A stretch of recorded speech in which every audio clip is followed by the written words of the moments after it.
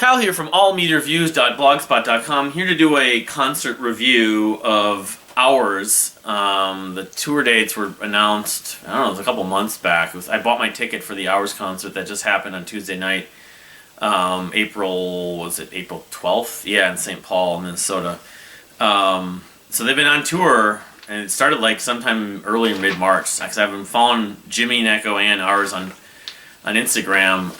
So they've been on tour for, well over a month, and they're playing this album, Distorted Lullabies, that I got the hoodie here and everything, and the t-shirt. You can't see it way back here. It's one of my favorite albums of all time, so I decided, it's worth buying. And it has a zipper, thankfully, like a lot of these hoodies don't, but I need the zipper because I get way too hot in these things. So yeah, also the night of the Timberwolves matchup against the LA Clippers in the sort of playing game or playing series of games for the playoffs. I missed the game. I didn't see a second of it, and I haven't really followed the Timberwolves that closely this year, even though they've been better, because I've just sort of been an apathetic fan over the last really, when they got Karl-Anthony Towns. Anyway, I'm not going to get into Timberwolves stuff, but they played and they won. They're playing again tonight, I believe, against the first game of their series against Memphis, but I don't have high hopes because Memphis is the 2 seed and they're, Anyway, but as far as the Hours shows, at the Amsterdam Bar in St. Paul, there was an opening act.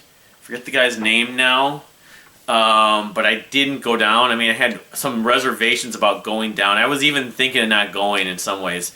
Because, well, for one thing, there was weather happening. We had a storm supposedly coming, which sort of did not happen. The only thing I didn't love is the fact that the Amsterdam has lifted their vaccination policy and their COVID, their mask policy, so no one in there had to be masked or vaccinated. But I wore a mask the whole time, of course. So let me just see here. What was the opening act's name? History. I heard like a little bit of him toward the end because I was just pulling into the ramp when I went down there. It was on Tuesday. It was like the thing is, there's a soccer player. Is a soccer player? Yeah, of the same name from like Chile or something like that. Yesterday. Let me just pause it for a second. So the opening act was a guy named Damian Musto, but again, I heard him in the parking lot and the parking ramp, but anyway, I guess he was pretty well received, so, but there's some other, like, Chilean or South American football player named with the same name. It's interesting when I was looking him up, but anyway, so they got on there, and it's Jimmy Neko and April Bauer, who's been she's been part of the band / working the merch, or even at one point she was just doing the merch, I believe, for over 10 years. I know that I'd seen shows that she wasn't there. That was the first few shows I saw, but she's been with them for many shows. I was counting, when I was at the show, between seeing Jimmy Neko's solo a couple different times at the entry. I think it was both shows were at the entry. And then the times they opened sort of technically were opening for Dredge when I saw them in Chicago, and they opened for Marilyn Manson. I saw them. And then I think that's it. Yeah. This was the 9th time I'd seen Jimmy / Ours. It was like the 5th, I think, headline. Official 5th. I couldn't remember how many times I saw him at the Fine Line. At least one I saw him, the one I joined him on stage to do the drums on The Worst Thing's Beautiful. I think one other time, but anyway, so this is like my 9th, this is my 7th Hours show and my 9th time seeing Jimmy, so got the poster from that was on the wall, also kind of the cover of the new self-titled, of course, they came out in 2021. And here's the set list that I got, and I'll show the track list. This is not the full set list, though, and the thing is, they've been calling this the "You Are the Answer" tour. "You Are the Answer" is a song off of the self-titled Ours album from 2021. But they're doing select shows. I've got the Distorted Lullabies, as you can see. They've been playing all of Distorted Lullabies live at select shows. It's like once a week. Of course, the one in St. Paul, they didn't do it, so we didn't get the full Distorted Lullabies. We got some songs though, but this only has 1, 2, 3, 4, 5, even Misery had 6, 7, 8, 9, 10, 11, 12, 13, 14 songs on it. First of all, I don't think they didn't do "Don't Want to Be a Star." I'm pretty sure they didn't do that song,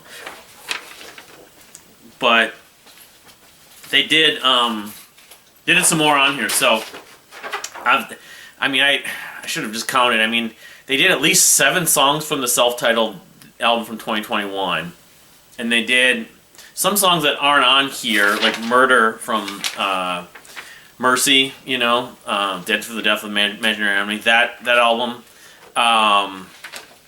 Kill the Band also isn't on here. Yeah, I mean the set list that's listed here on setlist.fm from Salt Lake, Utah is pretty close to this. I found identical. So, certain songs, especially the old stuff, I just start bawling. I'm a blubber face with especially the stuff from Distorted Lullabies. Meet Me in the Tower, and sometimes, because it's weird, I saw them many times. The times I've seen them and with Jimmy, he maybe played sometimes, maybe 2 other times, which I figured sometimes is a staple. It's still probably to this day the most well-known song he's ever written and recorded, but for whatever reason he hasn't done that at all the shows that I've been to. So it's a big deal, and it's one of my favorites. If I don't know, if push comes to shove, I still might say it's my favorite Hours song. In fact, I was thinking about that. I should do a top 10 or 20 songs for them. It'd be pretty easy for me to do at some point if I have the time, which and I have the desire to do it. I might do it, but for the new stuff, some of the new stuff comes across even better live. But I mean, Across the Clouds is a favorite.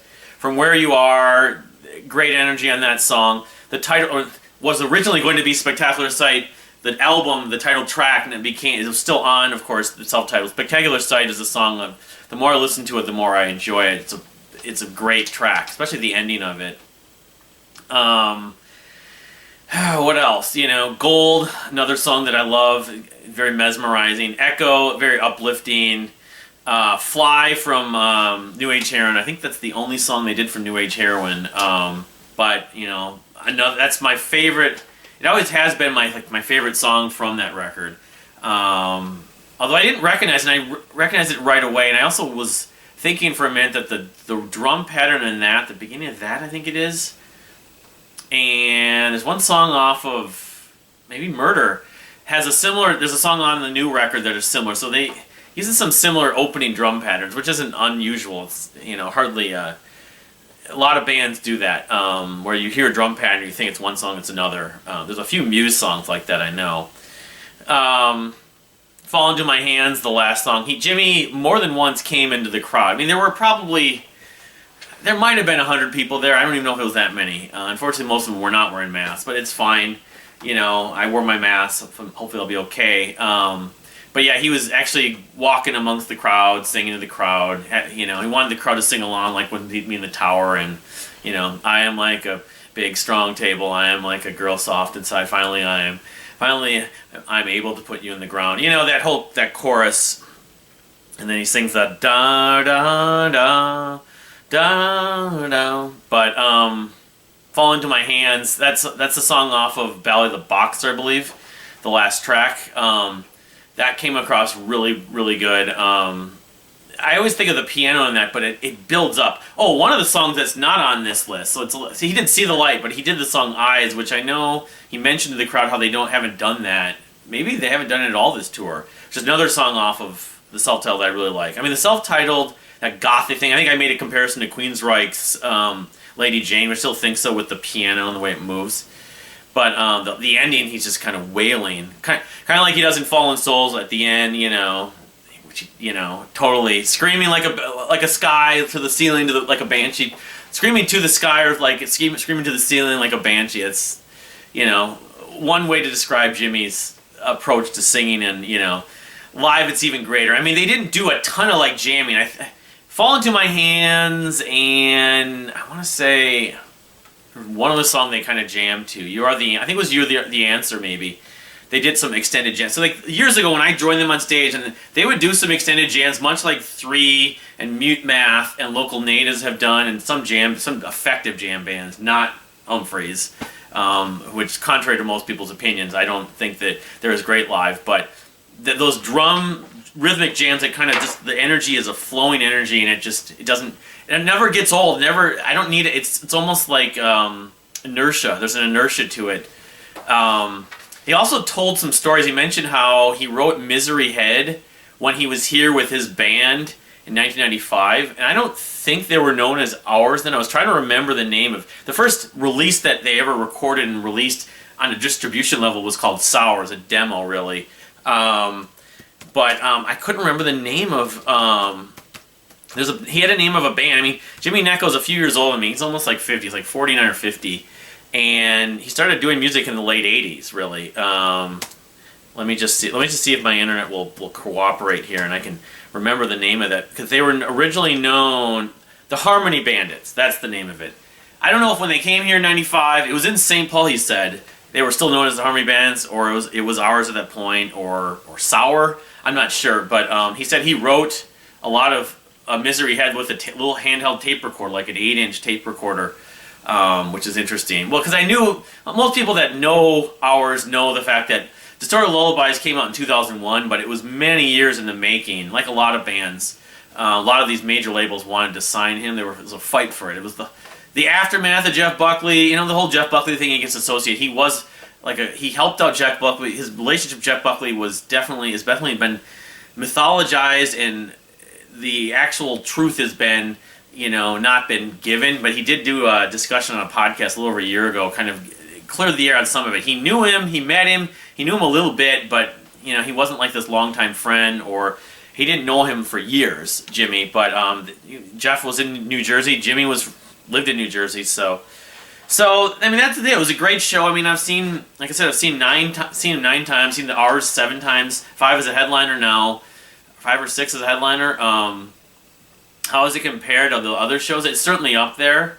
Most of the shows have been great. There's been 1 or 2 less than stellar, but most of the shows I've seen Ours have been great. But I think partly it's because it's been so long since I've seen shows. I mean, I saw the 3 shows with my wife last fall, but I haven't seen a show from my own music, and it's been, I don't know how many. I'd have to look at my concert list to see how many years it's actually been since I saw Ours headline.